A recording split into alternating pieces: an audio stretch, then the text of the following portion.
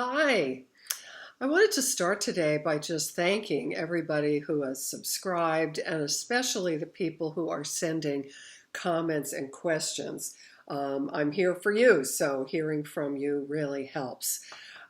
We were talking in the last two videos about the corrective emotional experience, and some people were asking about, how do we work with emotions and what is perhaps unique about the ISTDP way of working with emotions. So we're probably going to take a couple videos to cover this topic because it's big and it's important.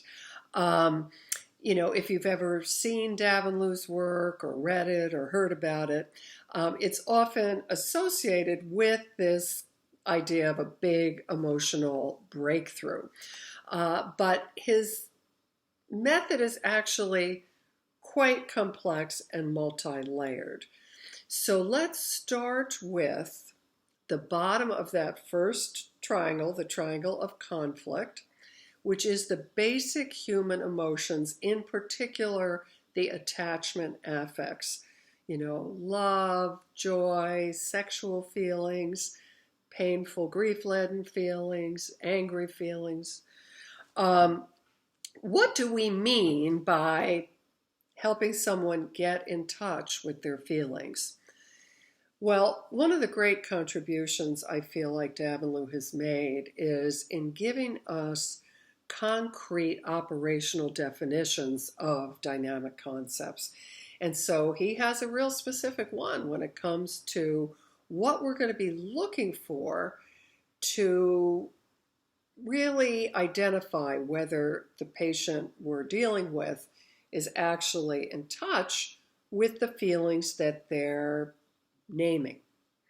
So he identified three components that have to be present to consider the person in touch with their feelings. The first is a cognitive one. It's being able to identify what the feeling is toward whom. I feel really angry with my brother, or I'm wildly sexually attracted to my neighbor, whatever it might be, okay? So what is it? What's the feeling toward whom? And then the second concept is visceral and physiological. So here's what the person's saying they feel.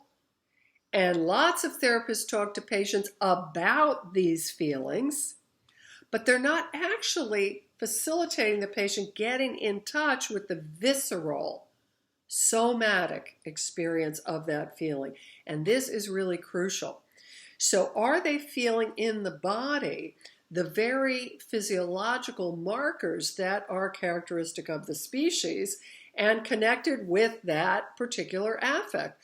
So if someone is saying they're angry and you ask them how they experience it and they say, my stomach's in a knot, well, that's not anger, all right? That's anxiety. So they're saying they're angry, but they're actually anxious in this moment, anxious about that anger. So we would want to clear that up before proceeding, right? Or they might suddenly, dissolve into tears, right? So they're saying they're angry, right? But they're in a weepy, helpless, kind of victimized position.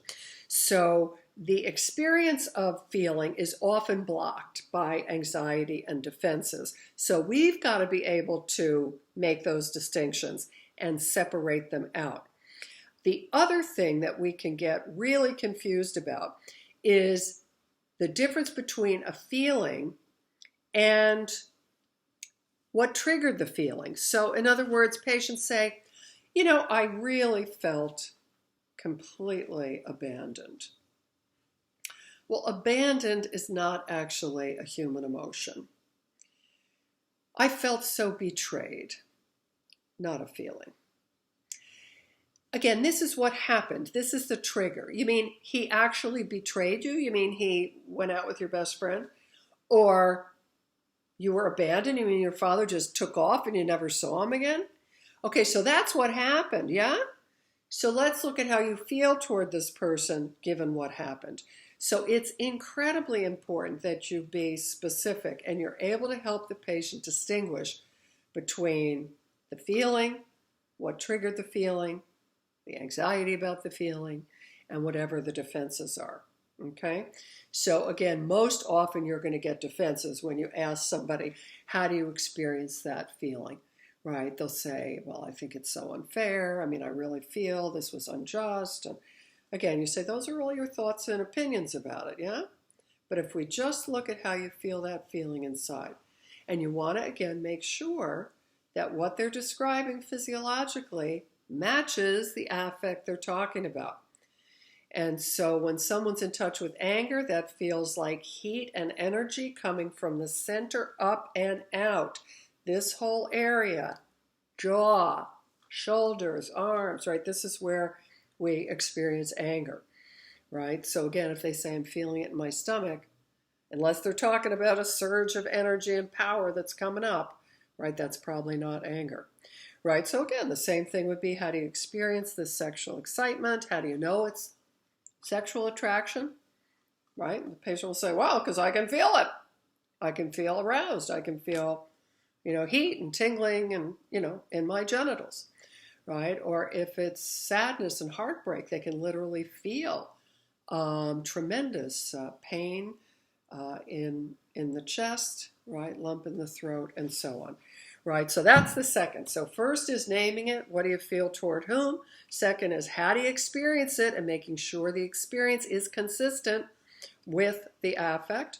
And then the third component, which is vitally important in ISTDP, is to watch for and identify the impulse that accompanies the experience of that feeling. So when someone's saying, I feel incredibly angry, I am so angry, I could just, so we wait until we see some signal from the body that the impulses and action tendencies associated with that feeling are right there, right, just below the surface. So again, if somebody's angry and they're going like this, right, they could say, yeah, I can see your fists, your hands coming into fists, right? What do those fists want to do, right? And it's the same with loving feelings, guilt-laden feelings, again, the desire to, embrace, to apologize, right? All emotions, emotion,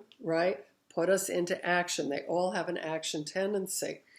And so while we want to really be aware of and experience all of our feelings, we don't always choose to express them. There might be all kinds of reasons why you can let yourself know that you feel angry or sexually attracted, but you're not going to act on it, right? So this is what we're going to talk about in the next video, which is how to work therapeutically with these impulses and how to employ an intervention called what Davanloo called portraiting, or using the imagination to create a therapeutic space where these feelings can be expressed and put out in fantasy, right, where nobody gets hurt, right, but which will then lead to the all-important unlocking of the unconscious. So again, this is just a little preview to that, and we will talk in subsequent videos about how to work with each of these feelings and the impulses with this particular technique. Okay? So I'll see you then. Bye-bye.